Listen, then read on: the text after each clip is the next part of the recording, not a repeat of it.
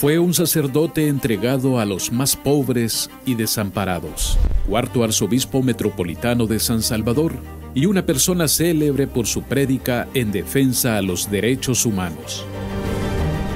San Óscar Arnulfo Romero, arzobispo y mártir. Óscar Arnulfo Romero nació en Ciudad Barrios, departamento de San Miguel, República de El Salvador, el 15 de agosto de 1917. Su familia era humilde y con un tipo modesto de vida. Desde pequeño, Óscar fue conocido por su carácter tímido y reservado, su amor a lo sencillo y a su interés por las comunicaciones. Su padre era telegrafista y su madre de oficios domésticos. Al terminar sus estudios básicos, se dedicó al aprendizaje de carpintería y a la música. Óscar avanzó en su idea de entregar su vida al servicio de Dios y del pueblo. Estudió con los padres claretianos en el Seminario Menor de San Miguel desde 1931 y posteriormente con los padres jesuitas en el Seminario San José de la Montaña hasta 1937. Fue elegido para ir a estudiar a Roma y completar su formación sacerdotal, y seguramente su elección se debió a la integridad espiritual e inteligencia académica manifestada en el seminario. Fue ordenado sacerdote a la edad de 25 años en Roma, el 4 de abril de 1942. Continuó estudiando en Roma para completar su tesis de teología sobre los temas de ascética y mística, pero debido a la guerra, tuvo que regresar a El Salvador y abandonar la tesis que estaba a punto de concluir. Regresó al país en agosto de 1943. Su primera parroquia fue en Anamorós, en el departamento de La Unión. Poco tiempo después fue llamado a San Miguel, donde realizó su labor pastoral durante aproximadamente 20 años. Dada su amplia labor sacerdotal, fue elegido secretario de la Conferencia Episcopal de El Salvador y ocupó el mismo cargo en el Secretariado Episcopal de América Central. Óscar difundió centenares de sermones emotivos y espirituales a través de la radio y a lo largo y ancho del país, ganándose así el respeto de la comunidad católica.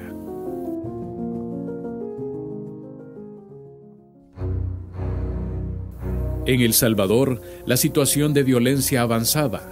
Con ello, la Iglesia se edificaba en contra de esa situación de dolor.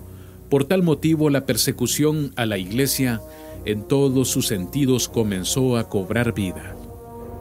Luego de muchos conflictos en la arquidiócesis, la sede vacante de la diócesis de Santiago de María fue su nuevo camino.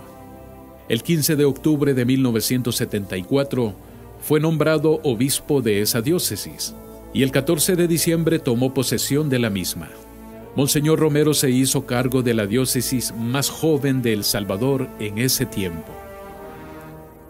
En junio de 1979 se produjo el suceso de las Tres Calles, donde un grupo de campesinos que regresaban de un acto litúrgico fue asesinado sin compasión alguna, incluso a inocentes. El informe oficial hablaba de supuestos subversivos que estaban armados. Las armas no eran más que las Biblias que los campesinos portaban bajo sus brazos. En ese momento, los sacerdotes de la diócesis, sobre todo los más jóvenes, pidieron a Monseñor Romero que hiciera una denuncia pública sobre el hecho y que acusara a las autoridades militares del siniestro. Monseñor Romero no había comprendido que detrás de las autoridades civiles y militares, detrás del mismo presidente de la República, Arturo Armando Molina, que era su amigo personal, había una estructura de terror que eliminaba de su paso a todo lo que pareciera atentar los intereses de la patria, que no eran más que los intereses de los sectores pudientes de la nación. Monseñor Romero creía ilusamente en el gobierno. Este fue su grave error. Poco a poco, comenzó a enfrentarse a la dura realidad de la injusticia social. En medio de ese ambiente de injusticia, violencia y terror, Monseñor Romero fue nombrado arzobispo de San Salvador el 3 de febrero de 1977 y tomó posesión el 22 del mismo mes en una ceremonia muy sencilla. Tenía 59 años de edad y su nombramiento fue para muchos una gran sorpresa. El segundo candidato a la arquidiócesis era el auxiliar por más de 18 años en la misma, Monseñor Arturo Rivera y Damas. La lógica de Dios desconcierta a los hombres. El 12 de marzo de 1977 se dio la triste noticia del asesinato del padre Rutilio Grande, ahora beato, un sacerdote amplio, consciente, activo y sobre todo comprometido con la fe de su pueblo. La muerte de un amigo duele. Rutilio fue un buen amigo para Monseñor Romero y su muerte le dolió mucho. Un mártir dio la vida por otro mártir. Su opción comenzó a dar frutos en la arquidiócesis. El clero se unió con él en torno al arzobispo. Los fieles sintieron el llamado y la protección de una iglesia que les pertenecía. La fe de los hombres se convirtió en el arma que desafiaría las cobardes armas del terror. La situación se complicó cada vez más. Un nuevo fraude electoral impuso al general Carlos Humberto Romero para la presidencia. Una protesta generada se dejó escuchar en todo el ambiente. Sus homilías se convirtieron en una cita obligatoria de todo el país cada domingo. Desde el púlpito iluminaba a la luz del Evangelio los acontecimientos del país y ofrecía rayos de esperanza para cambiar esa estructura de terror. Los primeros conflictos de Monseñor Romero surgieron a raíz de las marcadas oposiciones que su pastoral encontraba en los sectores económicamente poderosos del país, y unido a ellos, toda la estructura gubernamental que alimentaba esa institucionalidad de la violencia en la sociedad salvadoreña, sumado a ello el descontento de las nacientes organizaciones político-militares de izquierda, quienes fueron duramente criticadas por Monseñor Romero en varias ocasiones por sus actitudes de idolatrización y su empeño en conducir al país hacia una revolución. A raíz de su actitud de denuncia, Monseñor Romero comenzó a sufrir una campaña extremadamente agobiante contra su ministerio arzobispal, su opción pastoral y su personalidad misma. Cotidianamente eran publicados en los periódicos más importantes, editoriales, campos pagados, anónimos, etc., donde se insultaba, calumniaba y más seriamente se amenazaba la integridad física de Monseñor Romero. La iglesia perseguida en El Salvador se convirtió en el signo de vida y martirio en el pueblo de Dios. Este calvario que recorría la iglesia ya había dejado rasgos en la misma. Luego del asesinato del padre Rutilio Grande, se sucedieron muchos asesinatos más. La iglesia sintió en carne propia el odio irraciable de la violencia que se había desatado en el país.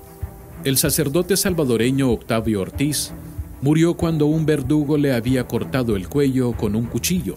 Los grupos paramilitares que respaldaban la dictadura del general Carlos Humberto Romero Mena lo habían acusado de darle apoyo y pertenecer a la guerrilla del Frente Farabundo Martí.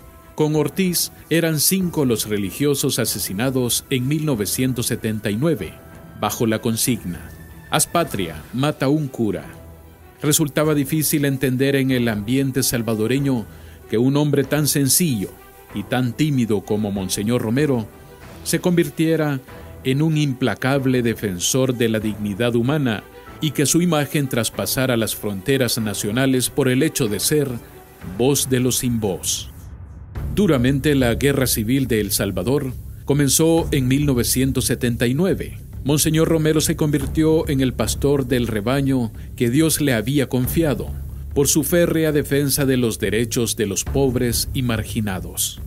Muchos de los sectores poderosos y algunos obispos y sacerdotes se encargaron de manchar su nombre, incluso llegando hasta los oídos de las autoridades de Roma. El 11 de marzo de 1979, Monseñor Romero dijo: la iglesia no puede ser conformista. La iglesia tiene que despertar la conciencia de dignidad. A esto le llaman subversión. Esto no es subversión. La conciencia cristiana que nuestras comunidades van tomando a la luz del Evangelio ante el pensamiento de que un hombre, aunque sea jornalero, es imagen de Dios. No es comunismo ni subversión, es palabra de Dios que ilumina al hombre y el hombre tiene que promoverse.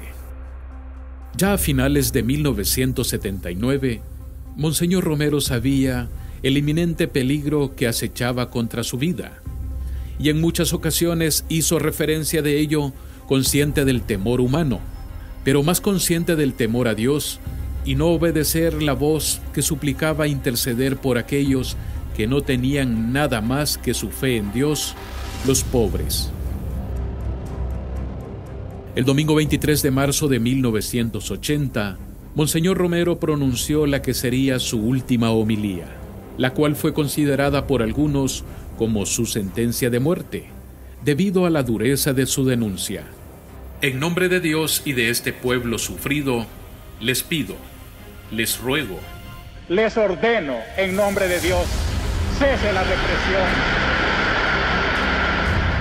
Ese 24 de marzo de 1980, Monseñor Óscar Arnulfo Romero Galdames fue asesinado de un certero disparo aproximadamente a las 6:25 de la tarde, mientras oficiaba la Eucaristía en la capilla del Hospital La Divina Providencia, exactamente al momento de preparar la mesa para recibir el cuerpo de Jesús.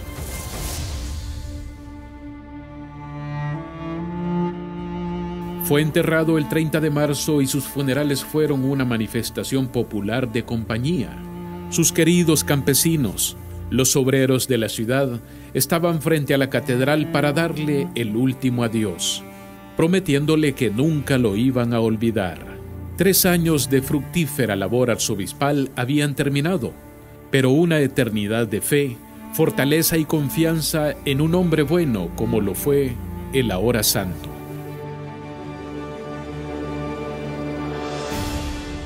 En 1994, su sucesor en la Arquidiócesis de San Salvador, Monseñor Arturo Rivera y Damas, inició su proceso de beatificación.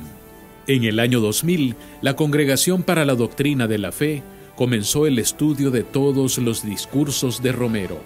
En el año 2005, el postulador de la causa, el obispo italiano Vicencio Paglia, aseguró públicamente que Romero no era un obispo revolucionario, sino un hombre de la Iglesia, del Evangelio y de los pobres. La mañana del 3 de febrero de 2015, el Papa Francisco recibió en audiencia al cardenal Angelo Amato, prefecto de la Congregación para las Causas de los Santos, y autorizó a ese dicasterio a promulgar, entre otros, el decreto de martirio del siervo de Dios, Óscar Arnulfo Romero y Galdames, arzobispo de San Salvador, El Salvador, reconociendo así de manera oficial que su asesinato fue por odio a la fe. El 23 de mayo de 2015 fue beatificado en la Plaza Salvador del Mundo. 3 años más tarde, el 14 de octubre de 2018, fue canonizado por el Papa Francisco en la Plaza de San Pedro en Roma. La Iglesia Católica lo venera como santo, y algunos de sus fieles se refieren a él como San Romero de América.